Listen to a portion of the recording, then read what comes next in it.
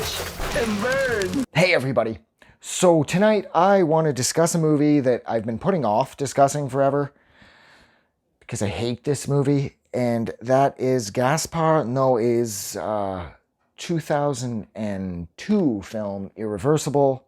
Now Noé, he knew what he was doing with this one, and of course he's no stranger to controversy. He introduced himself to the filmmaking world with I Stand Alone.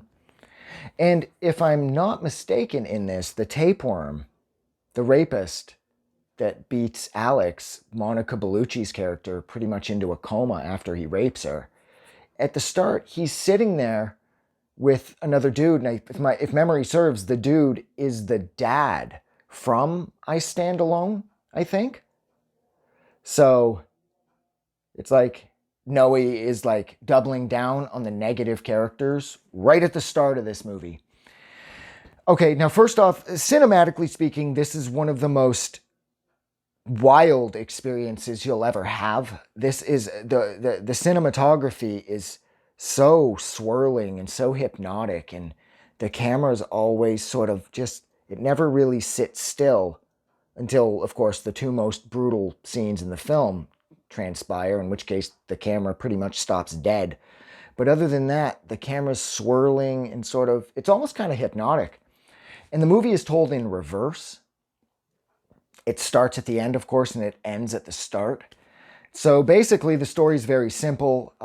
Alex, played by Monica Bellucci, she is dating Marcus, played by Vincent Cassel. And Marcus is buddies with her ex, a guy by the name of Pierre. And they all know each other.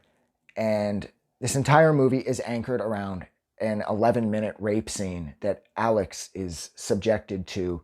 She's going from A to B. She's using the subway underground when she comes across the tapeworm, the rapist. He is attending, he's about to assault, kill, rape, I'm not sure, a prostitute down there, who is later, I believe, specifically a transgendered prostitute.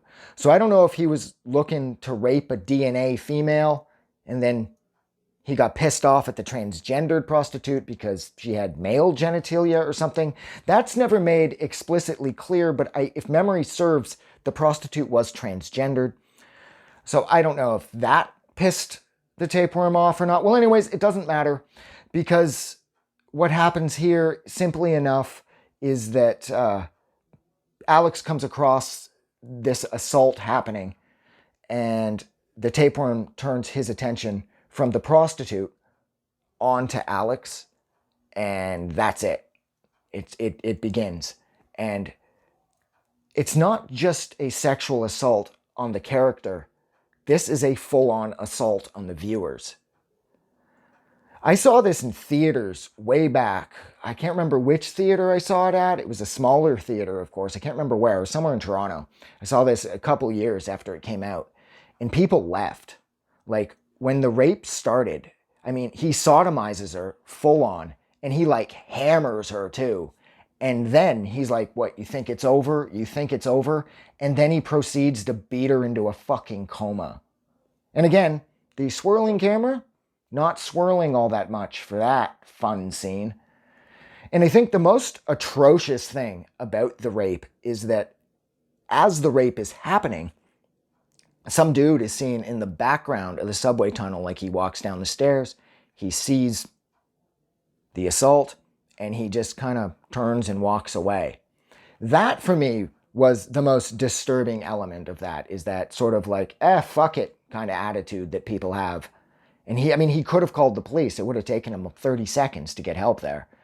But he didn't. This guy just lets it continue.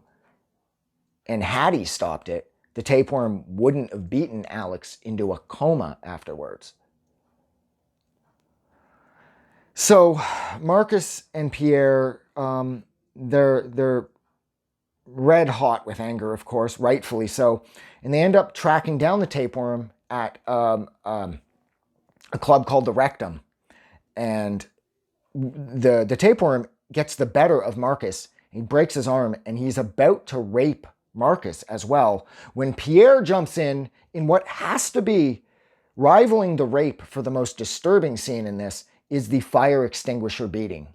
So Pierre comes in, saves Marcus by hitting the tapeworm in the face with the fire extinguisher, and then he just fucking goes off on the dude. And the camera's swirling again, but with each subsequent hit of the fire extinguisher, the camera sort of juts down with it. And it is the most graphic and realistic beating I think that's ever been captured on film. Period. I mean, at the end, you can see his jaw move a little, and I don't know how Noe pulled that off. It's like he actually let the one guy beat the other guy to death with a fucking fire extinguisher, which of course I know isn't the case, but that is what happens. And of course, as the movie proceeds, the movie continues on, things lighten up because, we get further and further away from the events of the night, the rape and the fire extinguisher beating and the attempted rape of Marcus. And it goes back into the day and back into the day. And it's just sort of, you find out that Alex was pregnant. And the movie concludes with Alex out at a park reading a book at the beginning of her day, like just kind of enjoying herself.